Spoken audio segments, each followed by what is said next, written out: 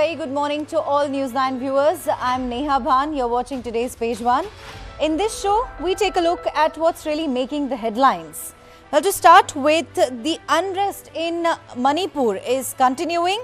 And Manipur, in fact, remains on the edge. Protesters violate curfew. Before I really read how it has been covered in various newspapers, let me just give all of you a bit of background. The latest unrest was fueled, in fact, after the photographs of two students who went missing in the month of July. And in fact, they were found dead. Their photographs went viral on various social media platforms. And in fact, widespread protests after that are being witnessed in various parts of Manipur, particularly Imphal. And in fact, if I have to speak about how the Hindustan Times has covered the news, it says that hundreds of protesters defied prohibitory orders and attempted to lay siege to Chief Minister N. Biren Singh's ancestral home in Imphal on Thursday evening, but were thwarted by security forces as tension simmered in the northeastern state over the killings of two Meitei students. A mob of around 500 people attempted to storm Singh's vacant ancestral home in fact, Imphal, a day after an attempt was made to vandalize the residence of BJP chief A. Sharda Devi in Imphal. Now here, in fact, it is worth noting that the Manipur police has denied any such reports. They say, and I'm just going to read out, in fact, what the Manipur police has really stated. They've said that there was no such attempt, in fact, no such protest that took place. Now, in fact, here it says that Manipur police has said that news of Chief Minister's personal residence being mobbed is false and misleading. Adequate security is already in place. There, in fact, it also says that, and now, in fact, that's also, in fact, coming in, it says the Manipur police's Twitter handle says an unruly crowd tried to attack the house of a political leader. The joint security forces repelled the crowd by firing tear gas shells. The unruly crowd targeted a police gypsy and burnt it while assaulting a policeman and snatched his weapon. Manipur police condemns such actions and will take stern steps to deal with such miscreants. Combing operations are being carried out for recovery of arms and in fact, catching miscreants. Now, this is the latest unrest. Right on your screens, visuals from Manipur. There you can see, in fact, dark clouds still continue to hover over Manipur. Peace far from making a comeback in this tiny northeastern state of India. Right there, in fact, you can see the police had to resort to lathi charge, tear gas, in fact, shelling. There you have it. Unruly mob. Now, police also facing a tough time in controlling the berserk crowd. And there were reports that Biren Singh's ancestral home was attacked by a crowd of around 500 people. But the Manipur police has denied any such claim. In fact, it also another important update vis-a-vis the Manipur unrest is that Srinagar top cop has in fact Mr. Rakesh Balwal has also been shifted to Manipur now, and that's in fact, the government has sent Srinagar top cop to Manipur to see whether he could really bring normalcy back to Manipur and control the crowd. There, in fact, right on your screens, the visuals of unrest coming in from Manipur. Just, in fact, on the 23rd of September, internet was restored in Manipur and it looked like that this state was taking tiny steps towards normalcy. But on the 25th of September, as soon as the pictures of these two students in their 20s went viral on social media, they have been killed.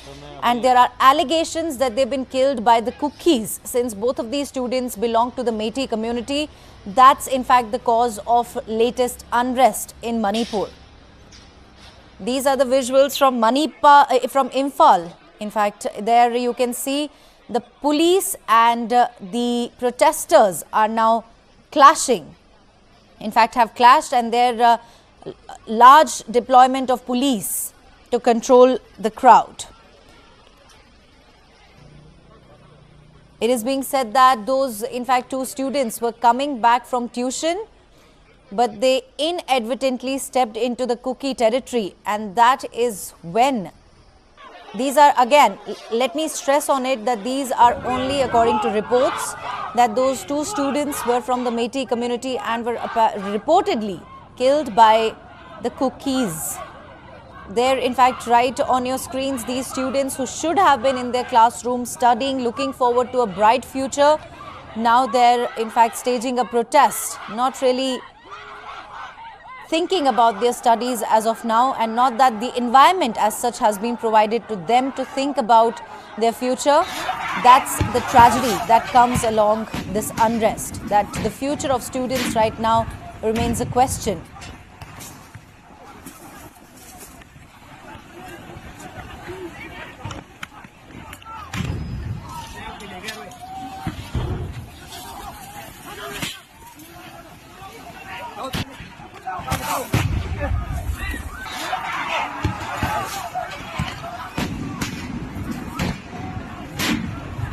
This is in fact the latest unrest. There are hundreds of students staging a protest against the killing of their fellow students. In fact, 2 students in their 20s were reportedly killed, and their photos went viral on social media, and that is the latest cause of unrest.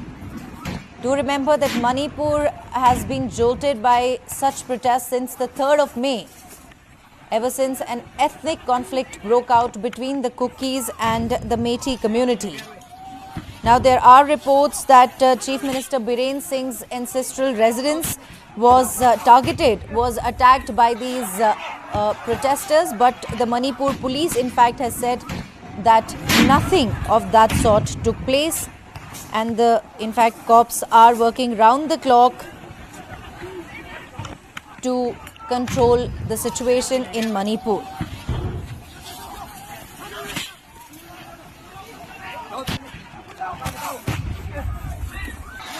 When asked about where exactly does the solution lie, it's been months and months. It's been, in fact, months and months since this protest started, since Manipur has been witnessing unrest, and now, in fact, the experts who have been covering Manipur, who have been living in Manipur, who have been studying on this northeastern state in India, are of the view that the solution will come only from within, only after these 2 communities decide to sit together to sort out their differences and also decide that enough is enough. My colleague Nancy also now joins me in the studio. Nancy, the latest cause of unrest, of course, is that Chief Minister Biren Singh's, those 2 students essentially will go back to what exactly has happened with Chief Minister Biren Singh a bit later. But, so to speak about the background, these 2 students who were killed, their photographs went viral on social media, and now, we are seeing that protests have rocked Manipur, and there were also reports that Chief Minister Biren Singh's ancestral home was attacked, but Manipur police put those speculations on rest, saying that nothing of that sort has happened. But even then, if we have to take a look at the visuals, does it look like that normalcy will in fact make a comeback in the coming days in Manipur? Look at these visuals. These students, they should have been in school instead. I mean, definitely, Neha, we have been covering Manipur for the longest time now, and now even the students are involved. We are talking about 17 years old, 18 years old, who are engaging in mob activities. They are torching, vandalizing cop cars. They are marching towards CM's house. I mean, the way they are all enraged, I think is something that we really need to check, because this situation like this can go out of hand anytime. I mean, there is no way that normalcy is a close dream right now, because the way mobs are vandalizing it and everybody. And I was just reading about it in the Times of India, and it's covering that mobs are trying to storm family homes of CM and BJP MLA. Violence in Manipur escalated further on Thursday. Large mobs attempted curfew and attempted to storm the ancestral home of CM N. Biren Singh in Imphal East and the residence of BJP legislator KB Devi in Imphal West. I mean, the way students are enraged, the way civilians are so enraged. I mean, they are, they don't want to hear anything. They want answers, they want solution, they want peace in Manipur. And I think after the students, the video went viral of those students, I think it shook Manipur citizens to the core. There is a trust deficit among civilians right now. They are not trusting the security forces. They are not trusting anybody. They are just marching towards the home of, all the chief minister and the MLAs. I think the government really needs to answer them. They are asking for answer, and if the government doesn't address them, they don't listen to the mob, I think it's going to get out of hand. Well, also, we have another update from the Manipur police where they've put it on their Twitter that a meeting of senior officers of CAPF was held at PHQ Imphal to discuss the present law and order situation in the state. The officers were apprised of the unfortunate injuries of students as well as security personnel. The forces discussed to use minimum force in dealing with the public, especially students. Now, Manipur police appeals to the students to cooperate with law enforcement agencies in maintaining peace and bringing normalcy back early. Any miscreants taking advantage of the current situation will be firmly dealt by police. The joint security forces are making all efforts for expeditious investigation into all cases. Now here, an important takeaway from this tweet would be the forces discussed to use minimum force in dealing with the public, especially students. Now, that's the path that the Manipur police as well as the state government would have to tread very cautiously, Nancy, given that, these are students. They are the future of Manipur. Now, how do you, they must be in their 20s, they must be in their, so how do you really, kind of resort to certain measures that you would take under normal circumstances? Now, here, that's in fact the Manipur police, they're also appealing the students to cooperate with law enforcement agencies and, kind of telling them that, we do not want to take certain harsh measures when it comes to dealing with you, but you should also respect the law and order of the state. If you want to protest, stage a peaceful protest. There is no need to, take violent measures. Now, in fact, that is something that, that the Manipur police, if I have to say, is in fact facing a tough time. Definitely. I mean, but Neha, how can you tell, look at the way people are enraged, look at the way people are so angry with the security forces, and they are so frustrated with the situation in Manipur. I think this is something that is not going to get resolved just like that. And I was just reading about it, the way SC panel has given the directive to Manipur. I think it was covered in Indian Express somewhere. They are saying that please protect the worship places and the places of people who got displaced. I mean, that is something that I feel, the panel has to come and intervene again and again, and they're trying to say that, please be respectful while you're disposing of the bodies. Please be respectful of the homes of the displaced people and the worship places. I mean, let's not lose the culture. Let's not lose the humanity in this ethnic violence. I mean, we get your concern, we get your anger.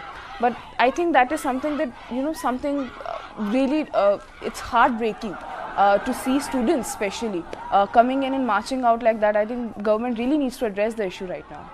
Yeah, absolutely. There's no denying that. Well, we also now take a look at some other stories of the day. Now, amid, in fact, the India-Canada showdown, our External Affairs Minister, Mr. Jaishankar, has held talks with Anthony Blinken. Now, these are, in fact, the ties between India and Canada have deteriorated since Justin Trudeau made a wild allegation against India, claiming, in fact, saying that India had a role to play in the killing of a Khalistani terrorist who goes by the name Hardeep Singh Nijjar. Now, here, the External Affairs Minister and US Secretary of State Anthony Blinken met in Washington, and they discussed global developments and laid the groundwork for a 2+2 meeting during their wide-ranging talks amid a diplomatic tussle between India and Canada over the killing of Khalistani terrorists. Now, here's what, in fact, Mr. Jaishankar has written on his Twitter on X. It says that, great to meet my friend US Secretary of State Department today. A wide-ranging discussion following up on Prime Minister Narendra Modi's June visit, also exchanged notes on global developments, laid the groundwork of our 2+2 meeting very soon. Now, do remember, in fact, that this was the highest level interaction that has taken place between the two countries after the recently concluded G20 summit. And of course, we all know how the US has been acting ever since Canada made these allegations, ever since Canadian Prime Minister Justin Trudeau made these allegations against India.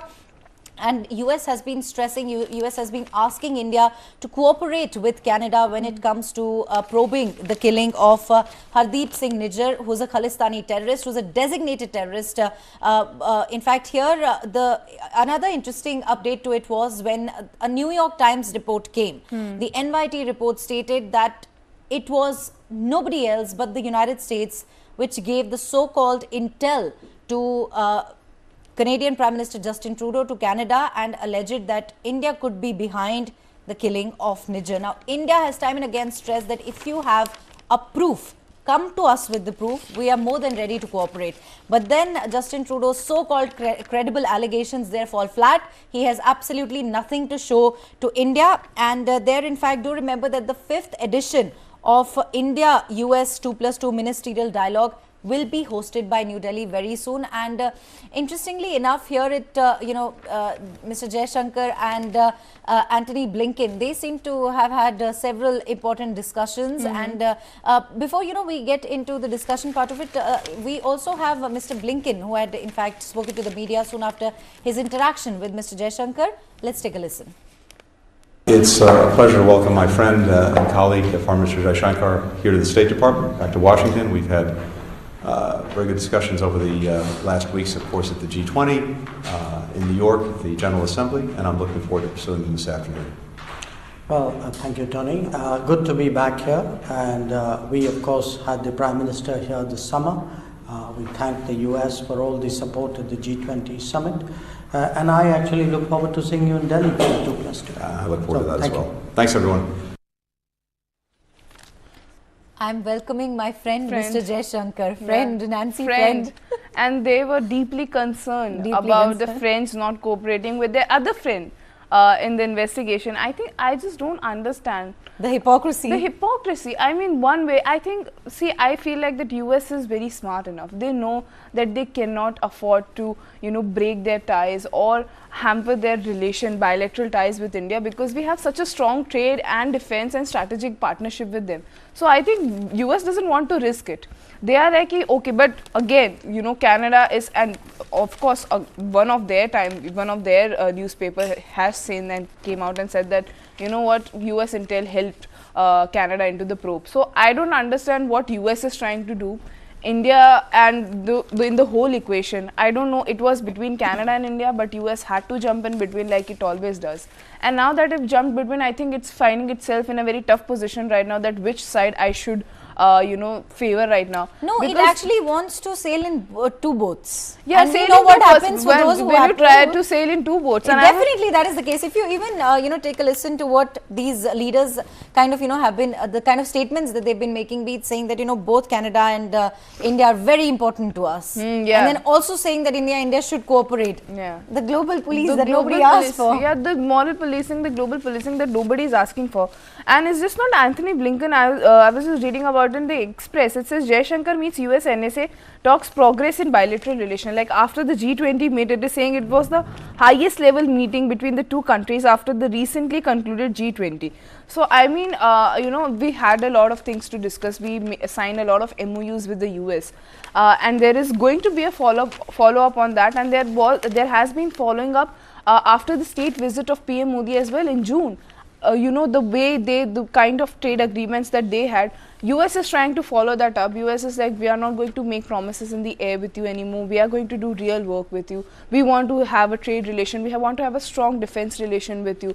Because I think US understands that if you do not, if you try to mend your ties with us, there is a good chance that Russia is hawking at us, China is there with us. So to create that global alliance that US wants to, I think they know that to create that global polarization in the world, they're going to need the support of India, and they cannot afford to lose the ties with us. So I think they're trying so hard to play the global police here as well and try to be friend of India as well. So I don't know where this will end how this will end for the US. Probably not the right thing to say, but when you said no, that they're trying so hard, so that's you know, there's this song, I'm trying so hard, but gone only so far. In the end, it doesn't even matter. Anyway, on that note, we also take a look at some of the other stories.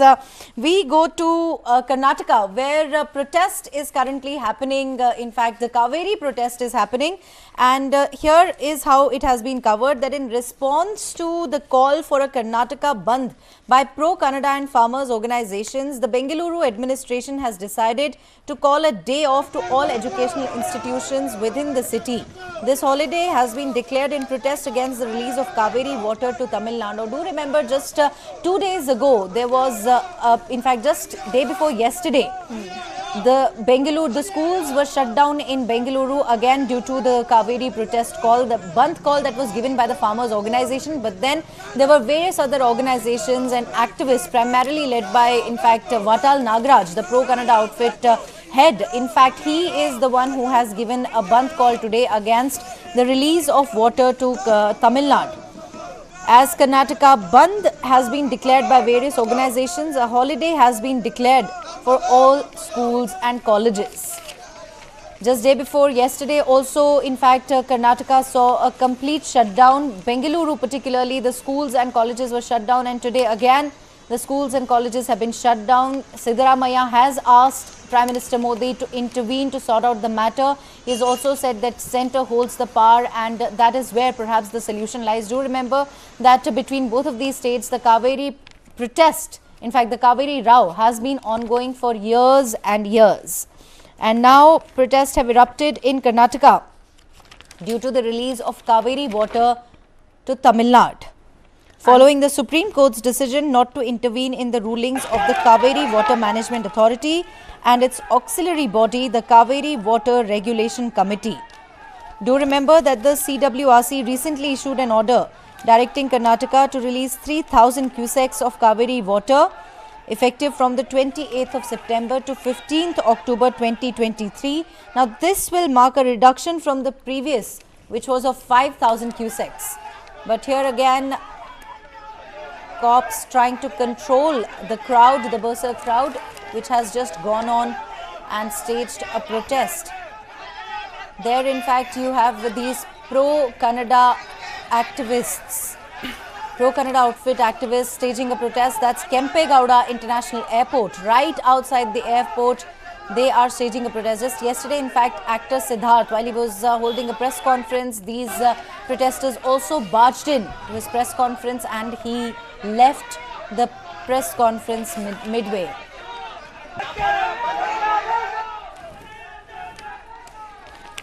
In fact, members of the Kannada group disrupted Tamil actor Siddharth's press conference to promote his movie. Kannada dubbed Chikku in Malleshwaram by raising slogans over the Kaveri issue earlier yesterday. These are the visuals right on your screens. I mean, Neha, it's amusing to think what does one do when something like this happens, that you're promoting a movie and then people start protesting and raising slogans on an issue that has been going on for a century. I mean, the Kaveri issue we have been reading about it since, I don't know, the longest of time, since centuries. I think this problem has been there in the headlines, and now that the protests are happening, people are coming out, people are saying that we need water, Karnataka is retaliating. And interestingly, we saw Yedurappa with H.D. Kumaraswamy and Devagowda, they were staging a sit-in protest. I think that is something that is very amusing to see, that how the political parties are so engaged in these issues. Everybody is concerned about it, everybody is staging a protest. There are new political ties that are forming behind this issue. I mean, how is it going to address the issue? Because Siddaramaiah is very he's taking a strong stand that I'm not going to release 5,000 cusecs of water. They are going to even I was reading just yesterday that Siddaramaiah said that we are going to go to Supreme Court and question the order of the committee, the Kaveri Water Committee, that we are not going to just give in. And I think Tamil Nadu is also, very angry with all of things that is happening there. Please release the water. They are also protesting. We are seeing citizens. We have seen different kinds of protest. People are staging natak on the street. There is sitting protest by the prominent leaders. I mean, how is that going to help?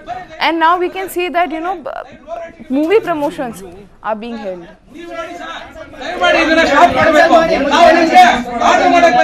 ಮನವಿ ಮಾಡಕ್ ಬಂದಿದೆ close ಮಾಡಿ ಇನ್ನೊಂದು rate ಮಾಡಿ ನೀವು ಇದು support ಮಾಡಿ sir ಬನ್ನಿ ನೀವು ಬೀದಿಗಿಳಿರಿ ಬನ್ನಿ ಬೀದಿಗಿಳಿರಿ ಕವರ್ ದಯವಿಟ್ಟು ಕ್ಲೋಸ್ ಮಾಡಿ ಸರ್ ಪ್ಲೀಸ್ ನಾವು ರಿಕ್ವೆಸ್ಟ್ ಮಾಡ್ತಾ ಇದ್ದೀವಿ ದಯವಿಟ್ಟು ನಿಮಗೆ ರಿಕ್ವೆಸ್ಟ್ ಮಾಡ್ತೀವಿ ಕ್ಲೋಸ್ ಮಾಡಿ ಕ್ಲೋಸ್ ಮಾಡಿ ಬನ್ನಿ ದಯವಿಟ್ಟು ಬನ್ನಿ ಹೋರಾಟಕ್ಕೆ ಹೋಗೋಣ ಬನ್ನಿ ಕಾವೇರಿಗೆ ಬೆಂಬಲ ಅಂತ ಹೇಳ್ಬನ್ನಿ ಬನ್ನಿ ದಯವಿಟ್ಟು ನೀವು ಬನ್ನಿ ದಯವಿಟ್ಟು ಹೋರಾಟಕ್ಕೆ ಬೆಂಬಲ ಅಂತ ಹೇಳ್ಬನ್ನಿ ಸರ್ ನೀವು ನೋಡಿ ಸರ್ ದಯಮಾಡಿ ಇದನ್ನ ಸ್ಟಾಪ್ ಮಾಡಬೇಕು ನಾವು ನಿಮ್ಗೆ ಆರ್ಡರ್ ಮಾಡಕ್ ಬಂದಿಲ್ಲ ಮನವಿ ಮಾಡಕ್ ಬಂದಿದ್ದೀವಿ ಕ್ಲೋಸ್ ಮಾಡಿ ಇನ್ನೊಂದು ರೇಟ್ ಮಾಡಿ ನೀವು ಇದು ಸಪೋರ್ಟ್ ಮಾಡಿ ಸರ್ ಬನ್ನಿ ನೀವು ಬೀದಿಗಿಳಿರಿ ಬನ್ನಿ ಬೀದಿಗಿಳಿರಿ ಕವರ್ ದಯವಿಟ್ಟು ಕ್ಲೋಸ್ ಮಾಡಿ ಸರ್ ಪ್ಲೀಸ್ ನಾವು ರಿಕ್ವೆಸ್ಟ್ ಮಾಡ್ತಾ ಇದ್ದೀವಿ ದಯವಿಟ್ಟು ನಿಮಗೆ ರಿಕ್ವೆಸ್ಟ್ ಮಾಡ್ತೀವಿ ಕ್ಲೋಸ್ ಮಾಡಿ ಕ್ಲೋಸ್ ಮಾಡಿ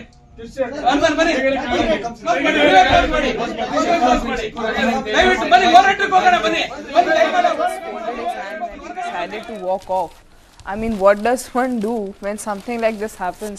It was one interesting thing to see. I mean, this Kaveri issue has been going on for so long. So I think now the government really need to sit down. But again, they have sit down so many times.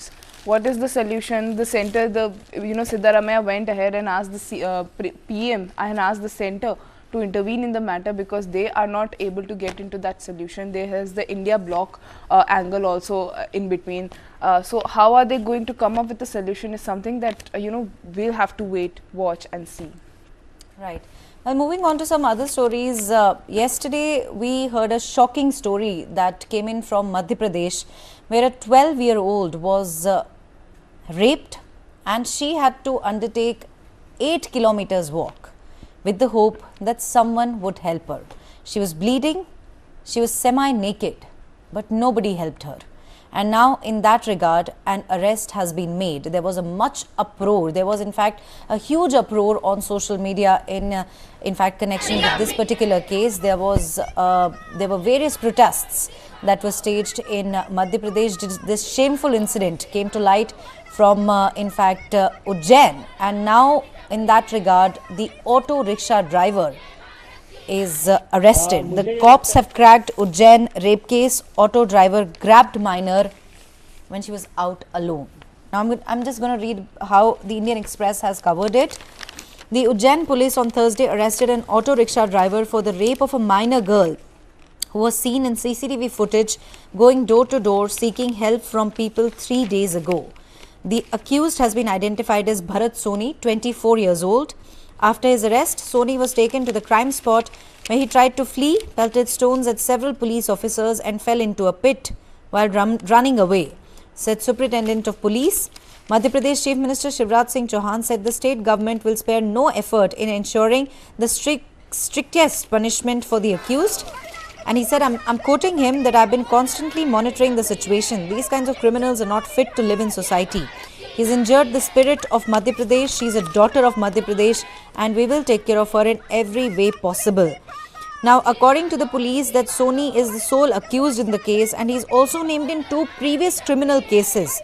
The first case was registered in 2019 under sections 279 and 337 for rash driving or riding on a public way and causing hurt by act endangering life or personal safety or others, respectively, of the IPC. Now, the second case, in fact, was registered against him at Nana Khekra police station under section 294 and 323, 506 and 3 and section 34. It appears that this guy, this man, the 24-year-old Bharat Soni, is a repeat offender. And, he's just out there on the street, grabs a 12-year-old who is not at fault, rapes her, leaves her to the mercy of God.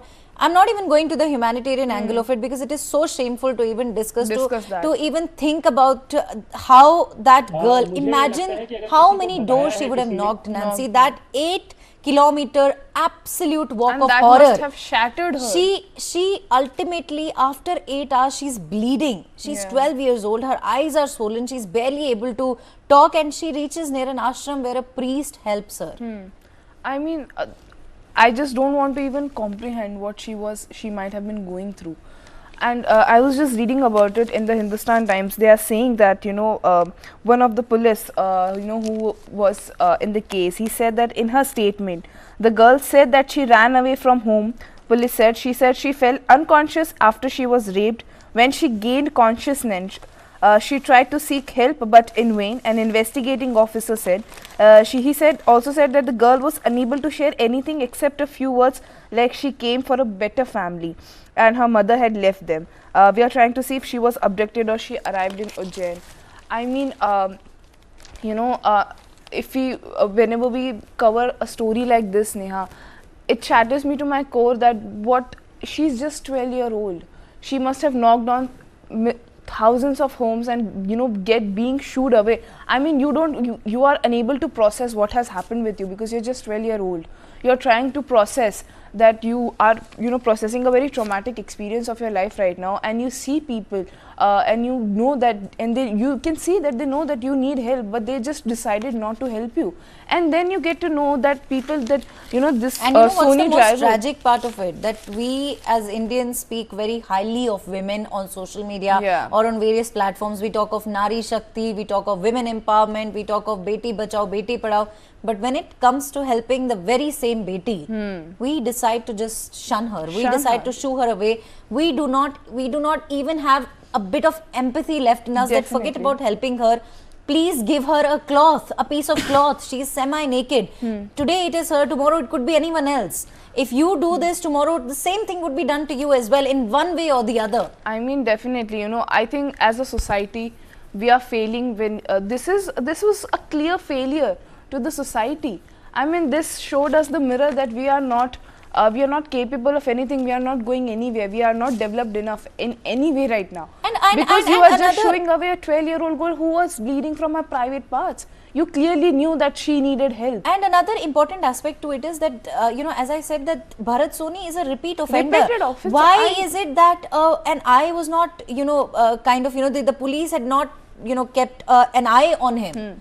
They're not like there have been so many charges against him, be it, for these small crimes is what leads to a bigger crime. So are we waiting? Was the police administration, was the law and enforcement agencies in Madhya Pradesh waiting for something to happen? I think, Neha, see, one important thing to note here is, whenever crimes like this happens, most of the times, I was reading a report, most of the times in 60% of the cases, the offenders are repeating offenders. They have done this before, because you get courage after doing one, once you have done the crime. Once you have done the crime, and most of the times the girls who are just 12-year-old or people who don't come from a very developed part of the society, they decide not to move ahead with the FIR. Because we as a society, we have joined, we have associated a woman's honor.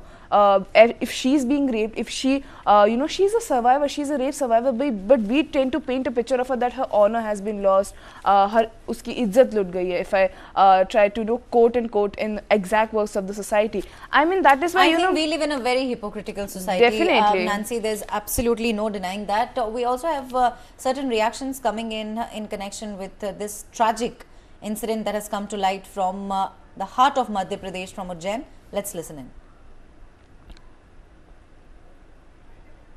किया जाएगा। हम कसर नहीं छोड़ेंगे अपराधी को कड़ी सजा दिलाने में। मैं लगातार हर घंटे स्थिति पता कर रहा था। इस तरह के अपराधी समाज में रहने के लायक नहीं है, काबिल नहीं है। ये देखिए, मेरा एक कहना है कि साइबर टेक्निक से लोकेशन निकाल करके इसको नानाखेड़ा के पास से इसको राउंड अप करके गिरफ्तार किया गया और इसको हम घटनास्थल की तस्दीकी करने के लिए लेके जा रहे थे। लगभग 45 मिनट पहले ही इसको पकड़ा था और घटनास्थल जीवन खेड़ी जहाँ इसने पीड़िता के साथ दुष्कर्म किया था उस स्थान की का नक्शा मौका बनाने तथा पीड़िता के जो फटे हुए कपड़े थे उनकी जब्ती के लिए हमें जाना था, उनकी तलाश करने के लिए जाना था। तो हम वहाँ गए थे, तभी इसने मौका पाकर जो है भागने का प्रयास किया और इसमें ही इनको जो है भागा है तो पुलिसकर्मियों ने भी इनका पीछा किया। तो जीवन खेड़ी के पास जो आपने देखा होगा सीमेंटेड दीवार, उससे वो टकरा गया, वो मतलब रोड है, रोड से टकरा गया था जिससे उनके पाँव में हाथ में चोट आई गिरने से। क्योंकि फरियादिया के द्वारा घटनास्थल कहाँ पर है ये नहीं बताया गया था, तो आरोपी को वापस रिक्रिएट करने के लिए ले जाया गया था। इसी दौरान उसने वहाँ जो पुलिस अधिकारी कर्मचारी थे उनको धक्का दिया, जो चोटिल हुए। वो भी लगातार जो मेडिकल असिस्टेंस है उनको दी जा रही है, इसी दौरान वो घायल हुए। Nancy, Shivraj Singh Chauhan says that we'll ensure a strict punishment, we'll ensure strict punishment for the accused. I think capital punishment is what is deserved in this case. And nothing short of that. No life imprisonment, no later bail on good behavior, nothing at all. He should be hanged till death is what, in fact, I would say would be fair. Definitely. Given the kind of heinous crime that he's carried out. Now, moving on to other story. Now, we in fact have an update coming in regards with the Gyanvapi case, where the Varanasi court has turned down mosque management's plea to stop Gyanvapi ASI survey. A Varanasi court has rejected Thursday a plea by the Gyanvapi mosque management to stop the archaeological survey of India's scientific study and survey of the complex adjacent to the Kashi Vishwanath temple in the city. Nancy, would you just read out how it has been covered by various other newspapers? Yeah, I was just reading about it, and the Gyanvapi case has been going on for so long. And the Muslim, Muslim side has been coming out and saying that the survey that has been going on is not fair. They are not using the correct technique as the Supreme Court, as the Allahabad High Court, beg your pardon, has ordered them. Right. The technique, the GE technique that was asked to follow them. And I was just ruling on the plea filed by the Anjuman Intizamiya Masjid District Judge Ajay Krishna Vishwesha pointed out that the survey was being done on directives of the Allahabad High Court and Supreme Court, and hence it was not possible to pass any order. Hence the application is rejected. The judge said the judge had ordered the ASI survey on July 21 this year to ascertain whether the mosque stood atop an old Shiva temple. The HCNSU have upheld that later. Judge Vishweda referred to this on Thursday. He noted that this, this plea holds no base, because the survey has been happening according to the directives of the High Court and the Supreme Court. But Neha, we are reading about this story for the longest of time. Gyanvapi, just like the Kaveri issue, has been going on for centuries now.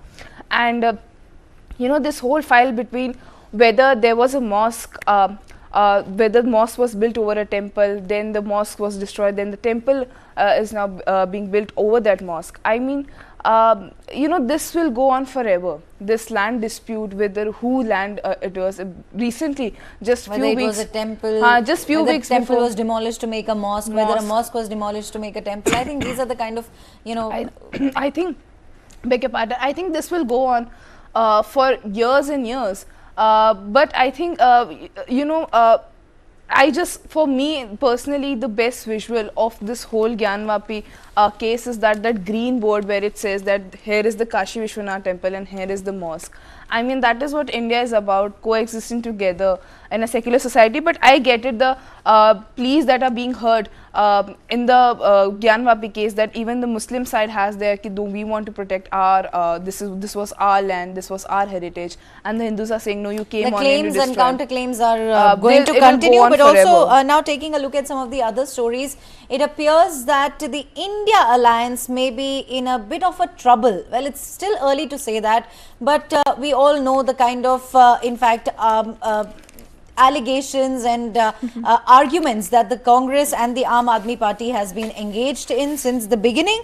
And now, in connection with the same, it appears that cloud over alliances, Congress MLA held in Punjab. A Congress MLA has been arrested in Punjab, and it could potentially impact the India alliance as well. I'm just going to read how the Times of India, in fact, has covered this news. It says that Punjab police arrested Congress MLA Sukhpal Singh Khera on Thursday morning at his Chandigarh residence in connection with a case under the Narcotic Drugs and Psychotropic Substances Act registered against him in Jalalabad district, in fact, in 2015.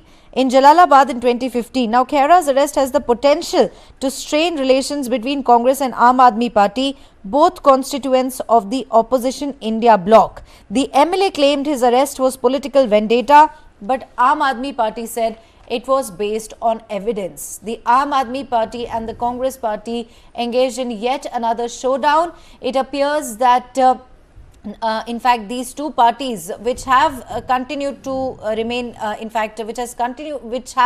both of these parties have remained in many, in fact, such conflicts, be it about Kejriwal trying to ask for Congress's stand on the centre's ordinance, or be it many other issues. There have been multiple, in fact, such incidents where both the parties have taken a dig at each other publicly, that too.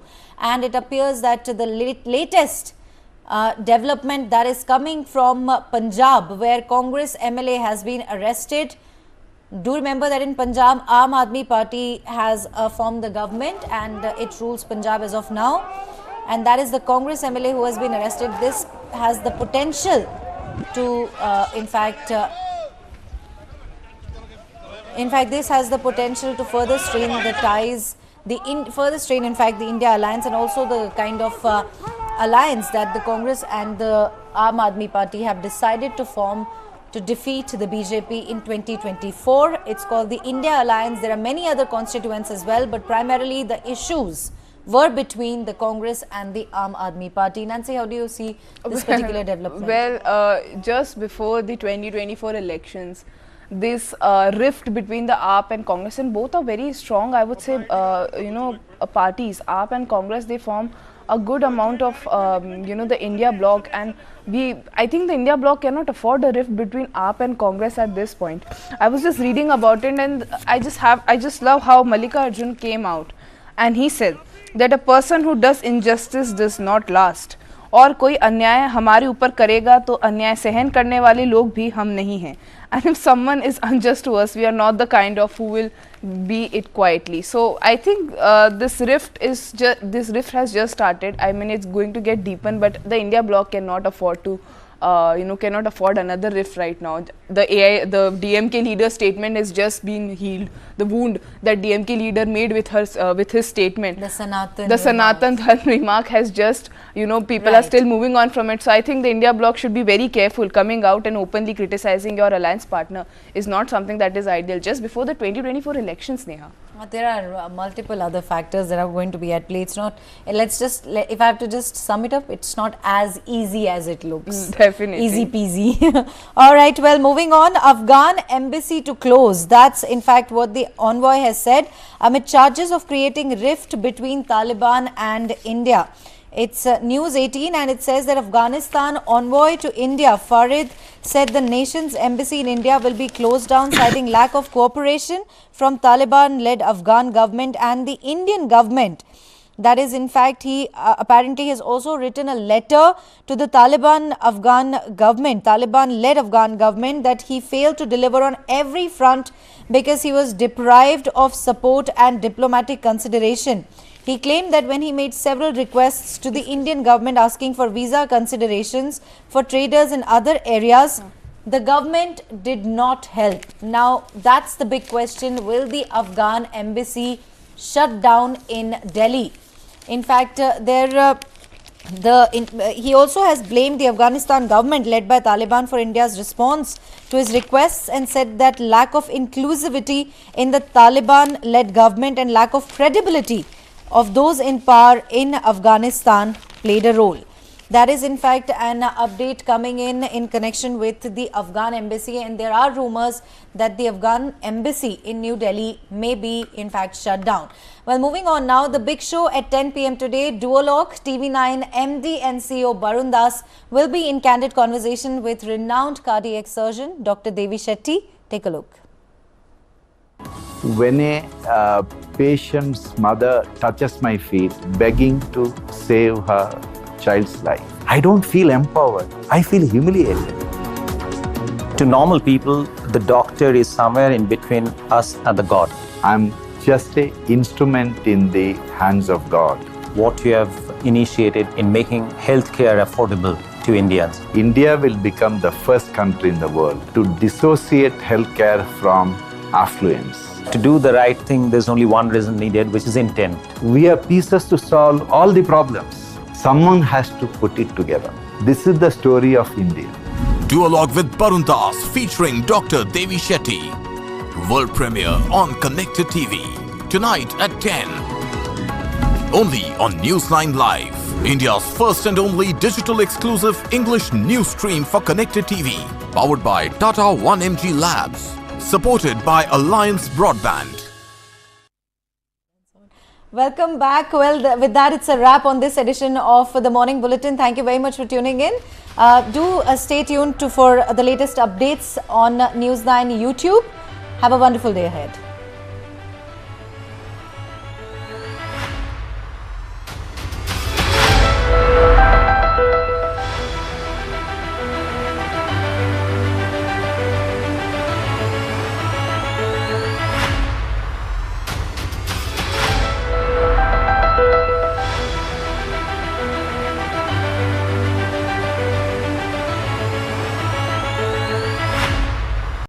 When a patient's mother touches my feet, begging to save her child's life, I don't feel empowered. I feel humiliated. To normal people, the doctor is somewhere in between us and the God. I'm just an instrument in the hands of God. What you have initiated in making healthcare affordable to Indians. India will become the first country in the world to dissociate healthcare from affluence. To do the right thing, there's only one reason needed, which is intent. We are pieces to solve all the problems. Someone has to put it together. This is the story of India. Duologue with Barun Das featuring Dr. Devi Shetty. World premiere on Connected TV. Tonight at 10. Only on News9 Live.